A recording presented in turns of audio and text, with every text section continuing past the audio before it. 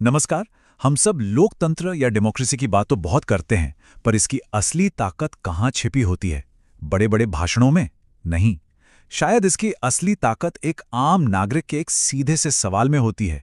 आज हम एक ऐसे ही दस्तावेज पर नजर डालेंगे, कागज का एक टुकड़ा जो अपने आप में पारदर्शिता और जवाबदेही की एक बहुत बड़ी कहानी कहता है। तो चलिए जरा इसे करीब से देखते हैं। स्क्रीन पर ये जो है ना, ये सिर्फ एक सरकारी फॉर्म नहीं है। ये एक कहानी की शुरुआत है। एक ऐसे नागरिक की कहानी जो सरकार से जवाब चाहता है, जो चाहता है कि चीजें साफ साफ पता चले। और हाँ, ये कोई मनगढ़ंत कहानी नहीं है। ये बिल्कुल असली दस्तावेज है, हरियाणा के कुरुक्षेत्र से। ये हमें दिखाता है कि कैसे कोई भी आम इंसान किसी भी जगह से अपने हक का इस्तेमाल करके सिस्टम से जुड़ सकता है। और ये सब मुमकिन कैसे हुआ?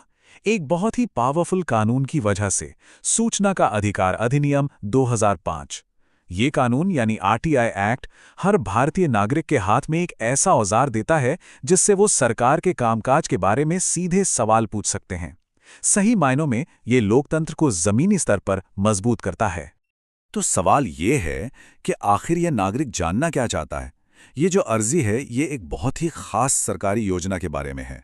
चलिए समझते हैं कि ये योजना क्या है और ये इतनी जरूरी क्यों है।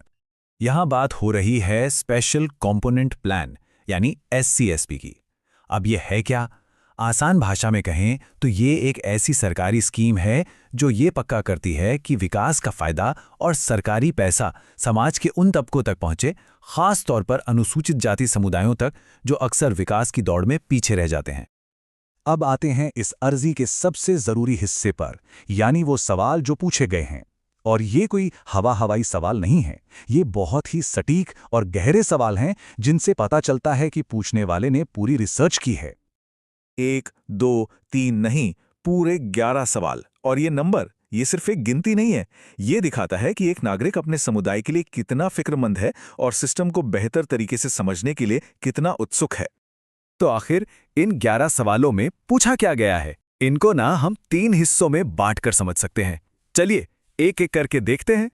सबसे पहला थीम है पैसा कहाँ गया। आप इसे एक तरह का सिटीजन ऑडिट समझ सकते हैं। आवेदक सीधा पूछ रहा है, सरकार ने इस स्कीम के लिए कितना पैसा तय किया और असल में खर्च कितना हुआ? क्या कोई पैसा बच गया? अगर हाँ तो क्यों? और तो और विज्ञापन पर कितना खर्च किया?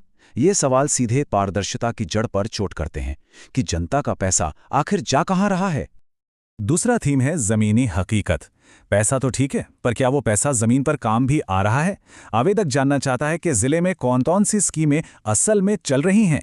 क्या युवाओं को यूपीएससी या एचसीएस जैसे इम्तिहानों की तैयारी के लिए कोई कोचिंग मिल रही है, जैसा कि स्कीम में वादा है? ये सवाल पक्का करते हैं कि योजनाएं सिर्फ कागजों पर ना रहें, बल्कि लोगों की जिंदगी में कोई बदलाव भी लाएं। और आखिर में आता है तीसरा और शायद सबसे जरूरी हिस्सा, इम्पैक्ट। मतलब नतीजा क्या निकला? कितने लोगों ने इन स्कीमों के लिए अप्लाई किया? कितनों की अर्जी मंजूर हुई और कितनों की खारिज हो गई? नियम कायदे क्या हैं?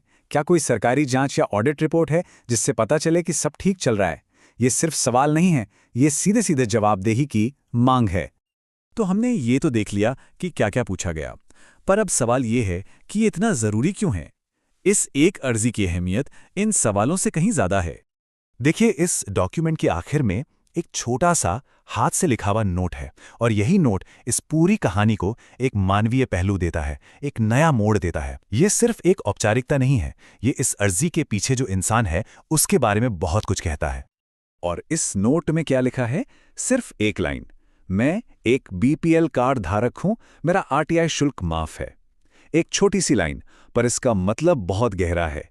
यह हमें बताती है कि जो इंसान सरकार से इतने बड़े सवाल पूछ रहा है, वो खुद समाज के सबसे गरीब तबकों में से एक है। और ये लाइन एक बहुत बड़ी बात कहती है कि सच जानने का हक, जानकारी पाने का हक किसी की आर्थिक हालत पर निर्भर नहीं करता। कानून ये पक्का करता है कि पैसे की कमी किसी को भी सरकार से सवाल पूछने से रोक ना सके। ये बराबरी का एक जबरदस्त बयान है। तो कुल मिलाकर इस एक अर्जी से हम क्या सीख सकते हैं? ये दिखाता है कि कैसे एक अकेला इंसान भी पारदर्शिता की मांग कर सकता है, सरकारी विभागों को जवाबदेह बना सकता है और सबसे जरूरी बात, अपने समुदाय के लोगों को उनके हक के लिए लड़ने की ताकत दे सकता है। ये एक्टिव नागरिक भागीदारी का एक रास्ता दिखाता है। तो चलिए इस सोच के साथ इसे खत्म करते हैं। एक नागरिक, एक फॉर्म और 11 सवाल। अगर एक इंसान इतना कुछ कर सकता है तो जरा सोचिए क्या होगा जब हम सब सवाल पूछना शुरू कर देंगे।